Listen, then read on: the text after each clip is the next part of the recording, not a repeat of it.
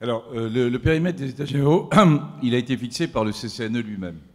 Et je peux le dire publiquement, hein, il y a vraiment ces deux temps, j'insiste, hein, les États généraux et ensuite la construction de la loi. Bon. Les États généraux, c'est essayer de palper, de sentir, de faire remonter une série de ce que pensent un peu à la fois nos concitoyens et les professionnels de santé. Et on a fixé donc au CCNE le périmètre des États généraux de façon totalement indépendante.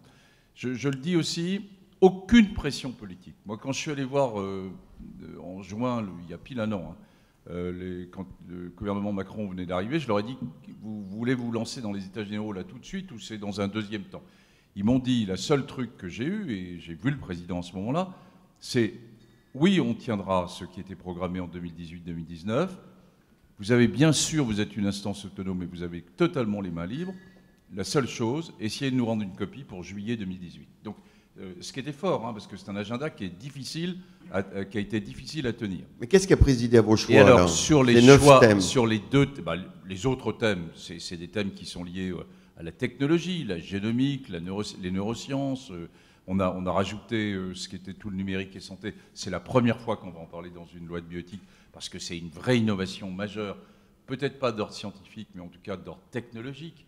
On a porté un sujet qui a moyennement marché, qui est autour de santé-environnement, et puis il y a les autres sujets. C'est dommage parce qu'aujourd'hui on annonce que dans la loi sur... Et on va voir que dans notre sondage, santé-environnement, on sort très très fort. Oui, et alors je reviens juste pour vous expliquer pourquoi on a mis, et je regrette absolument pas, hein, j'assume totalement l'aspect fin de vie et l'aspect procréation.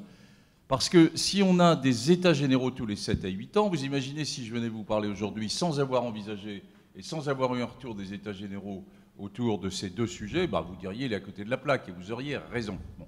Donc une fois de plus, on les a mis dans l'agenda, il y a eu de longues discussions autour de ça, qui n'ont pas été dominantes, hein, je m'empresse de le dire, contrairement à ce qu'a raconté la presse, les chiffres sont là, et il y a 4 sujets qui sont sortis, c'est bien sûr la PMA, bien sûr la fin de vie, mais aussi la génomique, mais aussi un sujet qui est complètement sorti des États généraux, qu'on n'avait pas mis dans les périmètres, c'est la place du citoyen dans les nouveaux systèmes de soins. Et là, évidemment, c'est son inquiétude qu'il a par rapport à ce qui va se passer.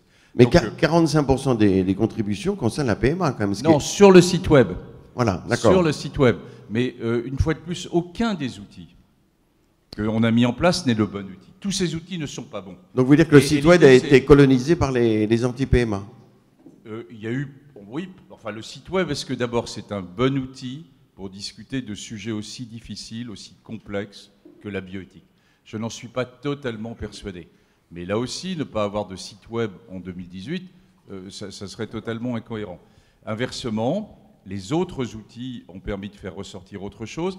Je le répète, hein, dans la discussion et de la construction de tout ça, aucun des outils n'est le bon. Tous ces outils peuvent être critiqués. C'est bien d'ailleurs de les critiquer. Donnez-moi de nouvelles idées pour le futur, parce que j'ai des nouvelles idées avec le CCNE, mais donnez-moi de nouvelles idées pour le futur. Et c'est la conjonction de ces différents outils, je dirais comme un enfant, où vous lui jetez un pulse, et puis tout d'un coup, il y a quelques morceaux du pulse qui commencent à s'assembler.